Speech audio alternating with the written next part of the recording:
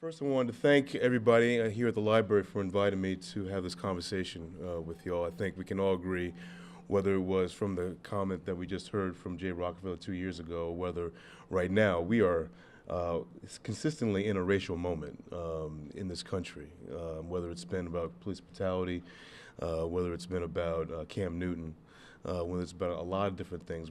Seem to be having conversations all the time about race and putting it on the table, so to speak. But I have to admit, when I first heard about the lecture and the topic, is it a challenge today to discuss race in America publicly? I wasn't exactly sure where to start with that because, like I just mentioned, we're talking about race all the time, right? I mean, I think social media has really given us an opportunity to have these conversations because mainstream media outlets are seemingly are chasing everything that's going on in Twitter and Facebook and Instagram and all that. And there are a lot of conversations, whether it's Black Twitter or not. There's a lot of conversation going on about race. So the question becomes, is it a challenge to discuss it publicly? And I would say maybe. I would also say, though, that aside from the recent conversations we've had over the last 4 years about race, black folks have been having conversations about race for 400 years. I mean, I think there's never been a challenge, I don't think necessarily, for African Americans to have a conversation about race or to put race on the table, largely because the situation that we came into when we were brought here, across the Atlantic in 1607. And so if we're talking about slavery, we're talking about civil rights, we're talking about Reconstruction, we're talking about Reaganomics. I mean, there's always, I think, particularly in the black community, a conversation about race, right? And so if we take the pure definition of the question that we thought about talking about tonight, I just wanted to break that apart a little bit. That, I think to some degree, there's always been a conversation, particularly in the black community, whether it was, our efforts to change systems, whether it was for freedom, again, in the abolitionist movement, there's always been a conversation about race and talking about it publicly, right? The question became, whether we were heard. And at what points were we heard? And was there real conversation, meaning was there a dialogue between races and amongst people that was conversation about race and whether that was a challenge? So, but one thing I thought I'd do is remix the conversation or remix the question just a little bit. And again, is it a challenge to discuss race in America publicly, or is it a challenge to discuss race intelligently? Is that a challenge? Is it a challenge to discuss race honestly? Is that a challenge? Is it a challenge to discuss race with empathy or understanding? I mean, I think that's sort of where I'd like to go tonight a little bit, to have maybe a different kind of conversation about, and change the question just a little bit so that we can have a broader conversation about, yes, we have conversations all the time. We've had them for a long time, and whether it was Rodney King in 1991 and the Watts riots, there was a conversation then. It was a conversation when Bill Clinton was in office about whether there should be apology for slavery. It was a conversation then. But now I feel as if we need to be having a conversation about how can we have this conversation more intelligently? How can we be more honest? How can we be more empathetic in general as an American body politic when we're talking about race? So that's kind of where I want to start with this. And so, just to be completely honest, I'm not much for standing up and giving lectures and that sort of thing. I'm glad to be here, and I'm prepared, and I'm ready to get in and have a conversation. But I'm not going to talk for all that long. I'd really like to have a conversation. And so if I do my job correctly, I'll give give folks something to start with, so we can really have a conversation. Because I see folks here of all races, and it'd be great to sort of get into a dialogue, I think, outside of me just sort of sitting up here, or standing up here in this case, and just talking. So I'm going to talk for a little bit, and then we can throw out some questions, and then we can maybe have some fun around a conversation around this. So there are a couple of things I thought about when thinking about this question about, is it difficult to have a conversation about race, an intelligent conversation about race, or an honest conversation about race? And one of the things I thought about was, well, a couple of things I actually thought about when I was putting this together. And one was, I think it is very difficult, and there are a couple of reasons why. The first thing I want to talk about was my concern, I think, as an observer and a student of history, and now, I've been out in the work world for 25 years and been in journalism for a little bit, about the fact that we don't know our history. And when I say that, I mean the American body politic. We don't know our history. We don't know our racial history. We don't really know anything beyond slavery, which is taught in college, or high school and college, or sometimes in middle school. We don't know really. We know a little bit about the Civil Rights Movement and Dr. King. We know a little bit about Frederick Douglass and the Emancipation Proclamation, all those things. We know about Jim Crow and colored water fountains. And those are really how racial history is taught in this country, with these signposts, Bull Connor, Martin Luther King, a face of evil that was Bull Connor and George Wallace, and the face of good who was Martin Luther King or A. Philip Randolph or Frederick Douglass. But I think as many people in here probably know, it's a much more complicated thing about the legacy of what African Americans have gone through in this country. And the reason why I think this is important is because if we don't really know exactly the things that have happened, in terms of social policy that has been designed to keep the races apart by the government, then I don't think we have a clear understanding as a community about what really we're dealing with in terms of inequality now, for instance. So one of the things that I think, I've learned over the years, and I think Ta-Nehisi talks about this a lot in his work, A Case for Reparations, is that, when black folks came up from the south to the north, that yes, we know there were racial covenants, and there were very few opportunities for African Americans to move around, neighborhoods, and were very much kept in their place in Harlem or in Bed-Stuy or in east of the river in Washington. But very often, one of the problems with the redlining situation in these cities was that African Americans did not have opportunities to create wealth for themselves through housing. One of the chief reasons why there's a economic gap between white folks and black folks in this country is because of the 50 or 60 years now that whites have been able to gain wealth through through housing stock. And they were given opportunities for housing through the Federal Housing Administration, who gave low-interest loans to many, many people coming out of after the war. And these are opportunities that African Americans did not get. And one of the things that if you read books like Black Wealth, White Wealth by Melvin and Shapiro, they talk about the inequality in the way in which wealth flowed through many of the federal housing acts in the mid part of the 20th century. During those times, when African Americans were not able to get low interest loans, and whites were able to get low interest loans and move to the suburbs, that allowed wealth to be developed for 50 or 60 years during a period in time where America was booming. And when we think about now the fact that whites have 20 times the aggregate wealth that African Americans do, it starts from that. It starts from not this point that African Americans, either were too lazy or were not smart enough to get loans, just because largely they were not able or eligible because of the way in which the Federal Housing Act was orchestrated in 1949. And so, when was the last time we heard that in a history book? I guess it would be my question. When was the last time we've had these conversations about, the way in which, when we have conversations on Fox News and on CNN, and we talk about equity, it very often does not go into an historical dimension as to why whites have 20 times the economic weight that African Americans do. And there's a reason why, and it starts with the Federal Housing Act coming out of the New Deal, in the late 1930s and 40s. And so that changes the conversation a little bit when we have this historical dimension as to why results now look the way they do. Let's think about for a second what we've been talking about as a country for the last 4 years. We've been talking about police brutality. And I think many African Americans would probably say, you know what, I've had these conversations with my white friends, and they didn't believe that black folks got knocked on top of the head by the police, or that police actually threw down fake guns sometimes when after they shot a police officer. Or this doesn't make any sense to me.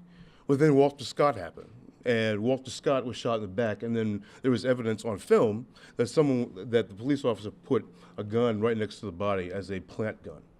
But I think many black men and black women who have sons and fathers and daughters and sisters and cousins would know that, quite frankly, this has been going on for years, right? I mean, how many times, in Watts or in Harlem, were there complaints to Daryl Gates, the police chief in Los Angeles, or any other big city chief, that there was a persistent attack of black individuals by police officers going way back to the 20s, 30s, and 40s. Those stories make it to the history books in proactive ways. You hear from black men, black women talking about what happened in 1925 when they came up from the South and moved to Los Angeles. Do you hear, I mean, James Baldwin talks about it a lot. Talks about Harlem police officers and the beating up that they perpetrated on black men of his age in the 1940s and 50s. Sure, we get it in tales from black people. We never hear it in history books.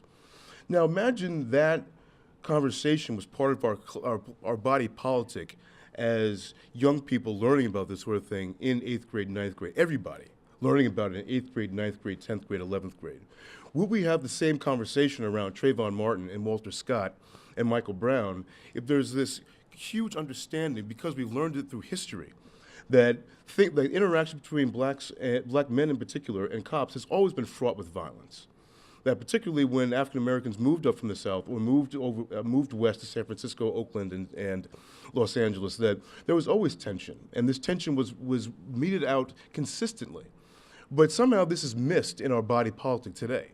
Somehow it seemed like for many, many people, until they really saw Walter Scott get shot by a police officer on video, it was inconceivable that the boys in blue would ever shoot somebody just out of malice. And so part of what I'm thinking about having an intelligent conversation about race is having an intelligent understanding of history, having a clear understanding of history, whether it has to do with the economic history of our country, the interaction and the migration patterns of our history, and the interactions between blacks and whites in the North, or whether it has to do with our understanding of black unemployment. For years, black men in particular, but blacks in general, have had higher levels of unemployment than everybody else in this country, even Latino men, even Hispanic men. Black men have always had higher levels of unemployment. And if we understand the history of how when black men moved from the South to the North and to the industrial communities, Detroit and St. Louis and Muncie and New York and Boston and Buffalo, many of those manufacturing jobs in the 50s and 60s were already starting to leave. So the good jobs that many, many Italians and Irish and Hungarian men who had come to this country in the first part of the 20th century, those jobs were ripe for them when they got here. Because there were many, many factories and all over the Rust Belt that were entrenched in those communities. By the 50s and 60s, a lot of those companies were starting to move. They were moving down south. Later, they were moved to Mexico. Later, they were moved across seas. But when we think about black unemployment and the stereotype of black men not being sufficient enough or having the skills or being lazy, so much of the stereotypes that we see because of the high unemployment are never put in the contextual history of the way in which industry moved in the 50s and 60s when so many blacks were moving from the South to the North. And so part of what I'm bringing up here and trying to start having a conversation about is we hear lots of stereotypes about race, about the way in which African American men and women behave in our dialectic on Fox News, on CNN, on MSNBC. But very rarely do we hear in a contextual way how our history, our true reading of history, beyond the civil rights movements and the glorious times of We Shall Overcome, but the real social history and the economic history that many, many people just do not either choose to know or were never taught to give an opportunity to understand the context of why people live how they live. So that's one thing I wanted to sort of jump off and talk about is, begin to bring into our conversation is a clear understanding of where we stand historically, beyond the easy sort of history I think we teach in our schools, in our colleges, number one. Number two, another reason why I think it's difficult to have an intelligent conversation around race is because I think people are scared. And I think a lot of people in this country are very, very fearful of losing their economic standing. So let's just take a second about this conversation around Black Lives Matter. Now, I'll take a contemporary example. I have a lot of other examples I wanted to talk about. I want to take this one because I think this actually gets to the heart of the matter when we talk about fear and the backlash against Black Lives Matter. All lives matter. Police lives matter. Dogs' lives matter. Everyone's life matters, right? right? That was the reaction. What are you talking about, Black Lives Matter? Why can't you say all lives matter? Well, when we know, I think many people in this room probably understand that when we say Black Lives Matter, it's almost like 45 years ago when the Black Panthers and Stokely Carmichael talked about Black Power, right? And there was a reaction to that, right? Well, that means that, there can't be white power, or that means that, no, it means that it is about self-determination, right? It's about, saying that we are making an affirmative declaration that in the face of this many, many examples of police, poor interactions with police and black men, that black lives do matter. Because we've seen time and time again that black lives seem not to matter to so many people. But the backlash was like, well, that must mean that, excuse me, there we go. Rubio moment. That must mean that white lives don't matter. No one ever said that. No one ever said white lives didn't matter. But I think in the impulse of thinking of the reaction that white lives did not matter, people were concerned that if I said, yes, black lives matter, that meant I had to give something up. That somehow if I'm saying to you, Black Lives Matter, you must be equal, that means for you to be equal, I must come down. That's how it felt, I think, to many people.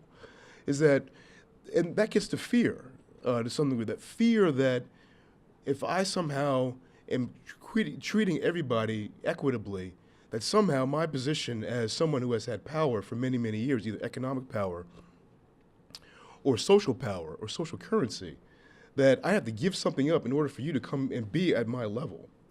That was a conversation that Ta-Nehisi, I know, had, as did Charles Blow and some others. And I think there's something to be said for that, about why it's hard to have intelligent conversations around race.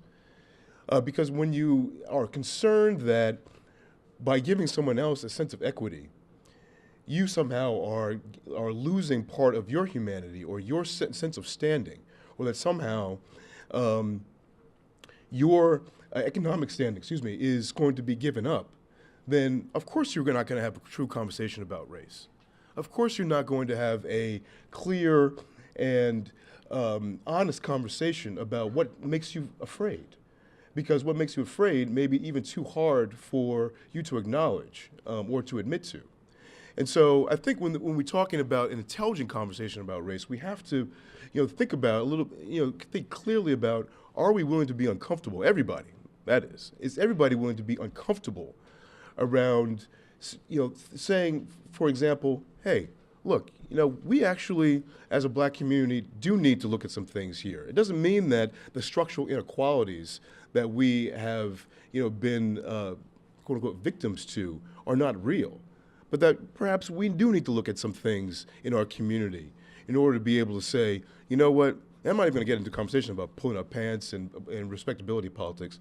I'm just talking about, what, maybe we do need to think about coming back into our communities, people who have moved to the suburbs and coming back and volunteering, giving back and buying houses in our communities again to uplift other parts of our, maybe we need to think about that as a community. When African Americans say to each other, man, it's only the man's fault, it's not mine, it is partly our responsibility. But at the same time, we should also be very, very cognizant of the fact that there are structural inequalities that have been a part of our history. There always have been. But one does not necessarily have to exist without the other. I mean, one of the other things that I think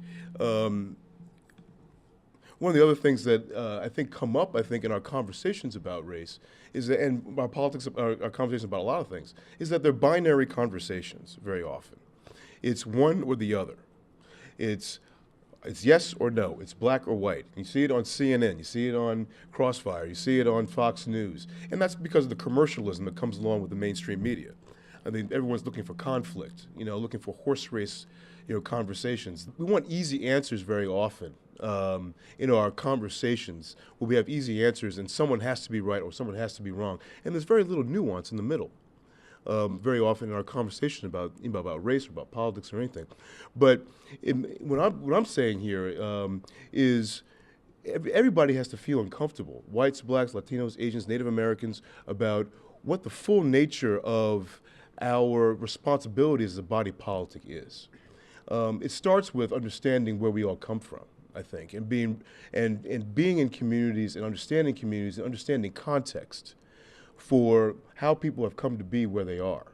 It has to do with a clear understanding that you saying to me, you know, I'm concerned about being Black Lives Matter and All Lives Matter because I'm concerned that that means that something's going to happen to me if I give you the same equity. That you have to be uncomfortable and first of all, that you have to admit the fact that that's what part of the concern is from you, as maybe a Latino or an Asian or a man or a woman. That there is no zero-sum game here in this conversation about what it means to be an American. You have a question? I'm concerned that you seem to be nuancing, but you really don't. First of all, you want to change the title of this thing, and from my perspective, a lot of thought went into constructing this question. But when you revise it to talk about having an honest conversation, and you rarely say white, unless you're saying black or white, it must be black or white, or but you almost are never saying white, as if it is something that you're afraid to say. And I'm saying to myself, I gotta sit here and listen to this long thing, and this guy is saying, we want to be honest. And I'm getting uncomfortable not hearing you really talk in terms, because it is right or wrong when someone shoots someone, okay? And there are instances in which black officers are shooting black people too, but the vast majority are doing it, who are doing it are white. And so when you're not describing things in some classical term, from some classical perspectives, profit, privilege, and usurpation, who's profiting, okay? Who's losing the equity, okay? You nuance that. That's what I'm saying. Okay. But you got to be honest in a conversation like this. Okay. You call the question, and I just want you to be honest. Okay, I appreciate that. I thought I was pretty clear when we were talking about white wealth and black wealth. Here's what I'm trying to say. Okay. It's like a lecture to white people. It really is.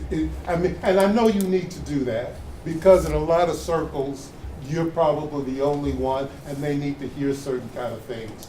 Okay? But you have honed this thing so well, so safely, that you can stand there and try to get that message over without them feeling they're clobbered over the head. And so that when you're talking directly to us, you're more comfortable in saying the people in our community probably need to come back and buy some of this property and mentor and all that kind of stuff. So you're comfortable saying that. I mean, that's one of the points I made. I mean, I guess I'm trying to repeat the point because I'm saying you're comfortable when you're talking about, I watched Bill Cosby at UDC some years ago, talking about 2 or 3 years ago, talk about what black people should be doing. He was talking race, okay? And I was over at UDC when he did it. And the whole issue was, whether he should be talking to that audience that way. And as you may know, he was traveling around the country. I don't know if you're the person at Washington Post who does a great job on these issues of police brutality and collecting the information nationally. I don't know if you're the one. If you're the one, I applaud you. But I know that the Washington Post keeps a pretty good database on that. But I'm saying, but in this lecture, okay, in this lecture, this is not your mostly white audience. Can we have? Yeah, I'm not, I'm not, Let him respond. I'm sorry, you go ahead and respond because I think you're pushing him in a direction that he doesn't need to go. But I'll talk about that in a moment. Well, I will admit, so the last point I made about this being a nuanced conversation, everyone has a responsibility so very often, let me just back up for a second. I think very often in our binary conversation, it's either structural racism or it's black people's fault, right? That, there's a culture of poverty, or going back all the way to Moynihan, right? That somehow there is something, problematic about black culture that has led to them to let us to be in our situation, right? That's very much a conversation that goes on out there. Can we agree that that's very often something that is a binary conversation that people have? What I'm only saying is that, and hold on a second. I didn't think it was rhetorical. I Okay. thought you were Okay, trying all right, to good. answer Yeah, so something. do you think, When you say that black people have been having this conversation for 400 years, anytime they've tried to have it, what you call publicly, our people are assassinated. well, I didn't make the point that we were often beat back, so. I'm saying, but let's be frank. Let's be honest. We haven't been having this. It's not a matter of both of us shouldering our respective responsibility. It ain't been that kind of thing for 400 years. Yeah. It's when you speak up, you get lashed. Yeah, You okay. get killed That's true. for 400 years. Yeah, I agree Okay? with that. And this is true of whites too now. This is true of John Brown and several other people too. Andy Goodman and Mickey Schwerner too. There's no question about it. If you really push, what will happen? So we talk about how corporate America encourages and how the media distorts what is really going on all the time. I guess maybe I wasn't very clear in communicating that. I mean, I agree with half you're saying. I thought part of my conversation was about that. I'm not attacking you, brother. No, it's fine. No, we good. No, we good. Okay, well, We good. I just want to know, could you just finish your conversation and we can get into the point that you're making? Yeah, we and need others to do like that. to make. If you just can finish were you finished making your essential points? Yeah, Are you ready to? let's open it. Well, I concur with what Okay. he's, Okay, what good. what Let's he's have a saying. conversation. I concur with what you're saying. And I just encourage everybody to read Martin Luther King, one of the last speeches he gave. It's called The Other America. And he said very simply, to start out, we need an honest discussion. And he was there to discuss it honestly. And so he gave examples in history. For instance, all the land that was basically just given to immigrants. Right. Whereas blacks, after they were freed from slavery, were given nothing. And he equated that with prisoners. We wouldn't even let prisoners out without giving them something to get started with, even if it was just housing. So if you want honesty, sadly, I think you have to go back to 1968 to Dr. Martin Luther King, because you compare his speech with a speech that was given 8 years ago by candidate Barack Obama on race. And they are vastly different in terms of honesty, of really getting to the nitty. And I think it made him very dangerous to Okay, you The just question respond to that. was about, do we speak about that today? That's what I liked about this question. When Okay. we're speaking about today, Right. right? The history and having the facts is key, but if if a policeman can walk past you and decide you're loitering, arrest you because you're loitering, now you're in prison, now you're being farmed out to work somebody else's land, make them rich, and they will keep you a prisoner for as long as they want. And that happened to us, Georgia, Alabama, Mississippi, you name it. So I guess the So it's first not part of my, just a matter of having a job and being able to buy property, et cetera, et cetera, et cetera. Okay, so when you talk about systemic and structural racism, boom. right. I guess my thoughts on the Federal Housing Act of 1949, which essentially moved money to the white communities from black communities, is part of my example about that, right? That essentially the wealth gap between African Americans and whites really is rooted it goes all the way back to 40 acres and a mule, and that never happening, obviously. But it starts, particularly in slavery and so on and so forth. But I'm talking about the last 60 years, 70 years. If you trace sort of the 20 times that whites have, 20 times more wealth than whites have more than blacks in this country, is rooted largely in the social policy of the mid 20th century, which starts at Federal Housing Act loans going to whites and folks coming out of the South and back from the war through the GI Bill and all those places and all those programs that were designed largely for whites that African Americans did not have any engagement with whatsoever. And so, I mean, this is part of what I was saying about the history, right? Like, my thesis essentially is that we can't have an intelligent conversation about race until we understand the history that is not taught. Is not taught at all. That is my point. If it wasn't said clearly enough, this is essentially one of the points I'm trying to make, is that you cannot have this conversation today unless you think about exactly how things today came to be. And that starts with an honest reading of history. That a soundbite history that is given to most of us in high school and college, which goes through the bullet points of civil rights and Reconstruction and a little bit about Jim Crow and Bull Connor and the hoses and that sort of thing, all that's important. But it doesn't get to what we're talking about, which is a deeper understanding of history, which has continued inequality and exacerbated over the last 60 years. So that's part of what, and that is about whites having the opportunities that African Americans, blacks, did not. I'm not exactly sure how clearly I can say white and black in that sense.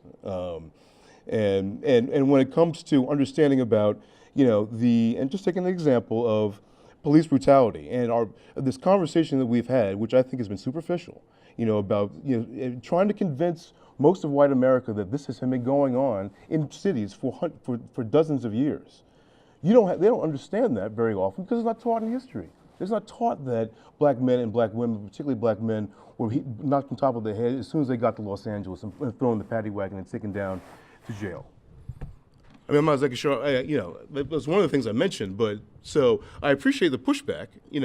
I would disagree about whether, and I realize that the respectability of politics is the last thing I said, which is, we have, as a community, have to engage in this at some point too, I think. I do believe that. That has nothing to do with the fact about whether the structural racism still survives and is really the progenitor of all this. So, I don't know if that answers your question, but.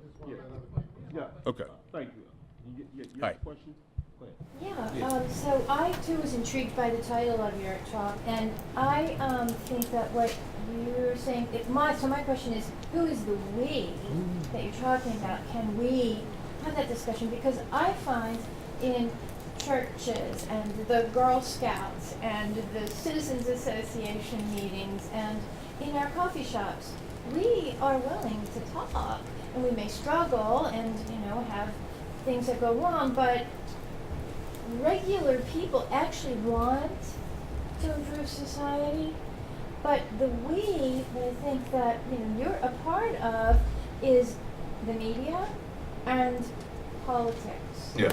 And they are based on getting money, so they have to watch what they say, and they can't be genuine, they can't be sincere, or they won't be. And that is just who is framing the conversation, which is not a conversation that real people are having or want to have, I would say. So let me answer your question about the we. I mean, so I'm using the we as the American body politic in this case, right? I mean, when I talk about education, when I talk about education, I'm talking about basic textbook education and completely reformulating how history is taught. If you really want, if you want to talk about Howard Zinn and the people's history of the people's history of the world, basically, I mean that's where I'm going in terms of true social history that gives a sense of what outcomes we're living with today and how they came to be, particularly when it comes to a sense of racial justice, right? So that's what I mean by we, is the American body politic, and it does include the media. Now, I've been in the belly of the beast for a long time, and I've written some stories that I'm proud of and written some stories that I'm not. And it is a beast in a lot of ways. It is a force of nature, that will only change. By the way, I think it's starting to change a little bit only because of social media. And social media gives it opportunities for other voices to come in and have their own conversations outside the context of the media. And that is something that the media does have to chase and follow through. And I think, quite frankly, that we probably would not have done that database that you're talking about without this sort of social media sort of component where, because it was social media that drove this conversation about police brutality over the last 40 years. It was social media and interactions with the police. It was social media that drove Trayvon Martin conversation. It was social media that drove Michael Brown conversation. I mean, so it may not be a direct correlation, but it certainly set things in motion to give the people an opportunity to say what they are interested in, what they want to read, and what they want to have conversations over. Hi. Yeah, let me I'm Jim Wyatt, and I'm going to speak from the standpoint of a project that I started in 2010. It's called the Nanny Helen Burroughs Project. A person that I'd never heard of, and I'm 82 years old. I'd never heard of her until I moved here in 2006. And I wrote down my question because last night we were over bus boards in Portsmouth, 150 people, and they said, say it, and then whatever. And here's what I said. 6 years ago, the U.S. Attorney General said, we are cowards when it comes to talking about race in America. He never identified the we, okay? In reference to today's subject, I think the operative question is, why don't we in the black community first have a conversation about race before we go outside looking at what other people are perpetrating or have been perpetrating so that we can establish our objectives. Now, I say this based on stuff that Nanny Helen Burroughs did in her life and wrote in 1900. 12 things the Negro must do for himself. 12 things white folks must stop doing. And what basically she is saying is that first we had to identify who we are and stop blaming everybody else. Let's fix our house first. One of the houses that she spoke of specifically were the ministers. When she said, when my people came out of slavery, my black people, they didn't have anything. And now we give our money to you, the preachers. And she was a very religious person. Woman's Day in the Baptist Church, she started in 1907, etc. And she said, if you had taken this money and invested it across America, the money would have grown, and there would have been money to build factories to put my people to work. But you bought big homes and big cars. So as I go out talking about the Nanny Helen Burroughs project, I try to get people involved in, are her 12 things relevant today? Okay, and many of you probably know what these 12 things are. If you don't, you can go. I have Nanny Helen Burroughs Day is May 10th in Washington, and I'm having a program to that. How many people know May 10th is Nanny Helen Burroughs Day in Washington? Two people since 1975 by Mayor Walter Washington. Well, let me respond to the first thing you said about who's responsible for having the conversation first. And I'm not sure if I agree with you, which is fine. I mean, this is part of the conversation, but part of the reason why I said in the beginning that black folks have been having this conversation for 400 years is because it's been about our survival. I mean, we've had survival has been predicated on us having the conversation about race, right? And so I think part of the issue has been, quite frankly, the comfortability and the privilege of much of the white community of not having the conversation because, they have benefited, quite frankly, from social policy and other things, a state that, protects many of their property interests, so on and so forth, for the benefit of their middle class and now their wealth, is my point of view. I keep going back to the Federal Housing Act of 1949 because I think that is a instructive thing to really understand that I don't think many white folks understand. So when we have this conversation about, well, black folks are taking all the services, welfare and this, that, and the other, and it's like, wait a minute, there was the GI Bill. That was a social program, that benefited largely whites. The redlining, what led to redlining, again, was a social policy. That I don't know if that's really part of the conversation among whites in terms of their quote-unquote privilege, which has been part, by the way, an interesting conversation to have over the last couple of years, is this issue of white privilege, right? Because I think it starts at things like that. And so to say that blacks should have the conversation first, I think there's an imbalance there based on, I think, the historical precedent.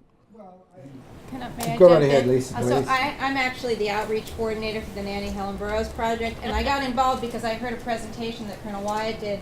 My son is, at the time he was 15, and he talks a lot about taking personal responsibility and keeping your room clean and doing basic stuff like that. I'm like, hallelujah, my son needs to hear this. Okay, needless to say, my son is, as I like to say, of more recent Indo-European ancestry than some other folks who Nanny would have been preaching to. I don't use black and white. I don't think it's helpful. I don't use race. I think, we are all from Africa originally, and we need to learn a new way to talk about it. But I do think, and that's a whole other conversation that we can have about the social life of DNA. Anyway, but I do think there is an intersection between what Colonel Wyatt is saying and what you're saying. basically when I go to these things, and I go to them a lot, you are preaching to the converted. Claude and Wilder and Moore are all preaching to the converted. Yep. Dr. Nelson was preaching to the someone needs to be doing what Nanny did, which was standing on a street corner in Hyde Park preaching to 18,000 people in 1905, 1905. right? We don't do that anymore. We have the media, and people sit in front of the TV all day and they hear people just ridiculous. I don't listen to that either. It's just revolting because people don't know the facts. People last night at this thing at Busboys and Poets, we had an eminent scholar, mentor to a lot of thousands, hundreds of thousands of black youth, African American youth period, whatever, a former governor of Virginia, right? They didn't mention some critical stuff. And I just had to sit there very quietly and not go, excuse me, don't forget this piece of information. They probably knew it, but it doesn't come up. So I think the issues you're talking about don't come up in conversation, and we need to find a way to do that. Yeah, it starts in and I'm trying not to be a Pollyanna here when I talk about education. But the educational system is where kids are indoctrinated into the American way of life. Through the school system. I mean, sure, there's the media, and the media plays a more and more important part, I think, in the cultural assimilation of people. But when we're talking about dispelling stereotype and trying to have a clear understanding of the way in which this country is developed, it has to start to some degree there, in my estimation. You had your hand up for a while. Yeah, I had a question, but we've Sure, gone go around, ahead. but I'll just Go ahead. throw out a By all couple means. comments. That this conversation seems like a little bit is based on the assumption that people want to know the history. Yep, right? true. We live in a digital age. If you want to know the history, it's pretty accessible, right? It's true. So I know I'm personally tired of giving passes to people. Okay. Well, I didn't know. Well, that's an excuse. You know what John Travolta is doing. When the Absolutely. celebrity, there's information out there. If you want to be informed, you can be informed. Right. I think the other piece of that is you can't have intelligent conversations when people don't want to acknowledge the situation, because there is the feeling that I'm going to lose something. And while people say, well, regular people want to have these conversations, regular people may want to have these conversations, but that doesn't mean that regular people want to do something to change it.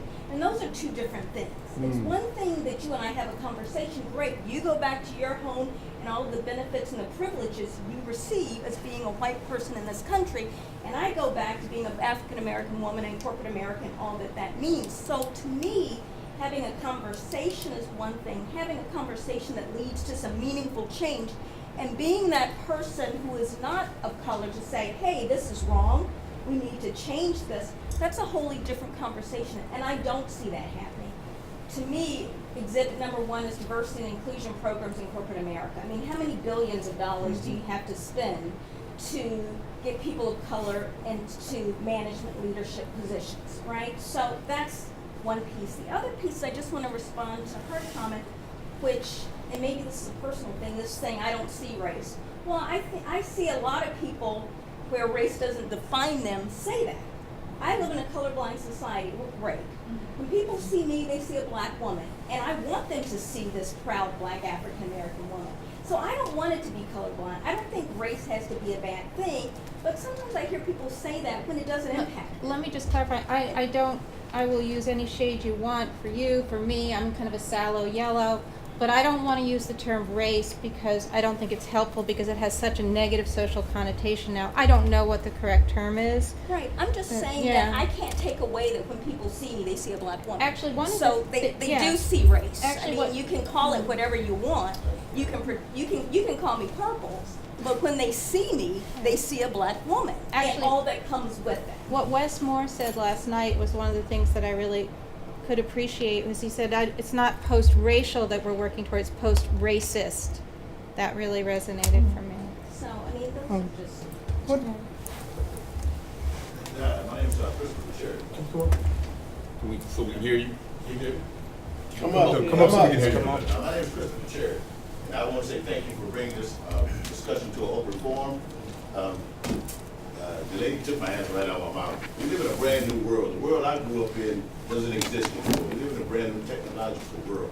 I just want to know, did you bring a solution with you? Or at least get on the road to the solution? Because this is like the 5th time this week that I've been somewhere, and all we do is just keep talking, and nobody has the next step. What is the next step?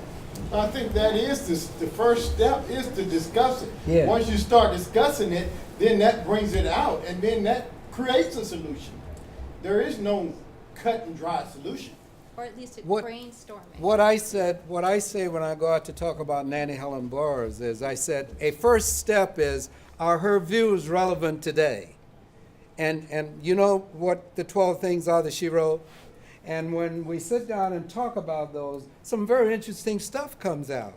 Now, you kind of poo-pooed, you didn't want to talk about the dress, you know, but to me that's a very important thing, because so far as police brutality and my being a colonel in the Army, one of the things that I like or like to think about is, what can we do to keep our children from having more interactions with these bad police? And Nanny Helen Burroughs, who was a mentor to Martin Luther King, would say it's our character and our behavior. And I'll quit when I say this. I said my mother must have known her. And people say, why? I said, because Nanny said everything in the modern household is controlled by switches except the children. You know, so we changed to a different place. And And when I asked that question, everybody turned around and I felt like you were attacking what I was saying. No. Because hands went up, and because Harriet Tubman said, I could have saved 10,000 many slaves if I could have only convinced them they were slaves. So we got to get the mindset of our people to understand that they have so much more that they can reach for. Well, this comes back, I mean, in my view, I mean, I'm not a social theorist, okay? So when you ask me for answers, I think I'd be just as easily sitting right next to you, you know, to come up with stuff, right?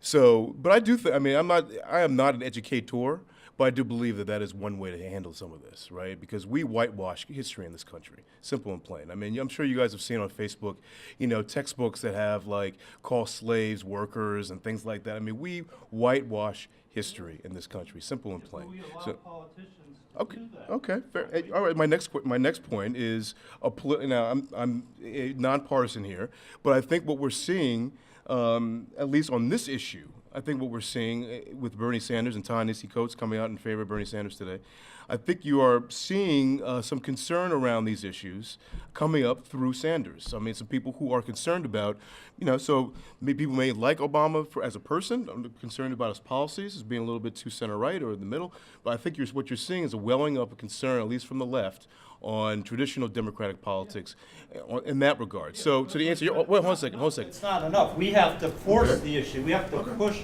our candidates. We have to push the platform. When they're not talking about it, they must be made to talk about it. Okay, so you're talking about organizing. Yeah, it's an election year. We have to, this is it. This is the time. We have to do it now. Okay, so you're talking about organizing, and that was another one of my solutions, dare I say, is organizing around whether it's mainstream politics or center left, center right, but center left politics. I mean, look at the Tea Party. I mean, they organized themselves when they got mad. I mean, so that is an example of some folks who felt a certain way about something, you know, on their was concerned up to them. They came, they organized. So, you know, we saw Occupy Wall Street be a little bit of that too. It didn't have lots to do with race, but it had a lot to do with economics. But so this organizing, I think, is number two behind education. And I do think, however, you know, that there's still. And look, I've worked in communities. I worked with foster kids for a long time ago. I've been in communities. You know, I love my people, the whole thing. I do still believe that there is a place for what, you know, we used to call in the '60s black nationalism, in the sense that you go into your communities and you raise up your communities as black folks. You know, if we're talking about race and trying to move the needle on some issue, on some social issues, it's not necessarily only up to black folks. You know, I'm not saying that. I'm saying that is another strategy, you know, around some of the organization that you're talking about. Can I comment, please? So we want to ask someone, we have an opportunity to respond. Did you want to say something, sir? Yeah. You have a question or comment?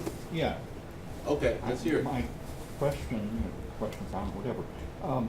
Political honesty clearly scares away voters, and if you want any evidence for that, you can look at our stunningly successful president who doesn't speak honestly about any topic. Say that again, please. I I really didn't understand. I think political honesty scares away voters, and yeah, I say voters, doesn't have to be the public. You can't get a room to agree with you if you actually disclose everything that's plus and minus about a topic. Okay. You talk about the pluses, and you hope other people don't remember the minuses if you need to get a majority vote. I don't care what you're talking, zoning, anything. And the best evidence for the race topic not being a player is the president, who is skillful beyond any measure you want to use. He doesn't talk about it, and that says, here's a super smart person with a team, and they know it's a loser. Not because it's not that he isn't doing things, but the topic is dangerous. Now, the question back there was asked, well, when are we going to get around to doing something? Well, let me also, one of the things we talked about in the, that has been, I think, a consensus on the Iraq War is don't get into it if you don't know how to get out. So my question is, it is always going to be the case, unless we start ripping pages out of history books, that there will be a history of slavery in this country. It will always be the case, no matter what kind of reparations we do, that there are going to be some people who can say, my great whatever was a slave, and was tortured, and all the horrible things that happened. That's always going to be true. Can you imagine, I'm sorry, what I think makes this race topic so difficult is I can't actually imagine any solution that would get Jesse Jackson, or I'm just choosing people whose job has been, Al Sharpton. I'm just choosing the people who've made a living out of talking about race. I can't imagine anything that would be done where they would say, yeah, you know what? We've made progress. I don't have to do it. We don't need the NAACP to be a race program. We want NAACP now to become an education program that just does fundraising for colleges or something like that. I just can't imagine any of the people who make a living out of it, and that means and these Black Lives Matter groups, a lot of them just strike me as these are wannabe groups that want to get into that same gravy train. So you're talking about truth and reconciliation. It sounded like to me a little bit when you said, my my grandfather or great grandfather, this place great grandfather was a slave, and he went through that. And are you saying that a public conversation of people saying that, testifying to that? So that is that what you're saying? No, I'm saying if it's a problem, then you're suggesting that. He's asking what the solution is, and I'm saying I'm trying to even envision what a solution would be, because the solution cannot be, in my mind, the solution cannot be the system that they're doing down in Georgia where they're ripping down flags, because if ripping down flags is the answer, that means you have to rip out history book pages. You can't teach about the Civil War anymore because that teaches the existence of slavery. So I'm trying to imagine what would be, how do you get to this final solution? What is a good result? Don't use the word final solution, please. No, it's strategic patience. We talk about it. So we'll get to you next. Let me get this girl over here because she hasn't spoken yet. Hey man, can you come up so we can hear you better? Yeah, I just want to comment on that. I feel like anytime there is Come up, please. Right. Anytime there's been a solution proposed, there's been widespread opposition. Even going back to how many people opposed the emancipation of the slaves, the 13th, the 14th, and the 15th Amendment. How many people were against during the civil rights movement, eliminating the poll taxes and the literacy test. Anytime there's been some type of solution proposed, there's been widespread opposition. And to the point about these groups who advocate for African Americans, I think we have to put this in historical context. The history of Black people in America, I think, has been a reactionary history. Blacks participating in the abolitionist movement. That was a reaction to slavery. Blacks participating in the Civil War. That was a reaction to slavery. And the Civil Rights Movement. That was a reaction to the failure of Reconstruction. And with, you know, in this current day and age, with groups like Black Lives Matter, that's a reaction to, you know, police brutality. And I think there was a comment made, you know, about Black African Americans having, you know, personal responsibility. I do agree with that, but on the opposite end of the spectrum, I just don't understand how, you know, in the system of white supremacy, when you know, a group of whites, you know, created and perpetuated racism, why does the onus or the burden lie on African Americans to clean up racism? As the woman was saying earlier, she used an example of her child, you know, making up a mess in, you know, his room. So if, you know, one group of people makes the mess in America, why is it the victim that has to clean up the mess?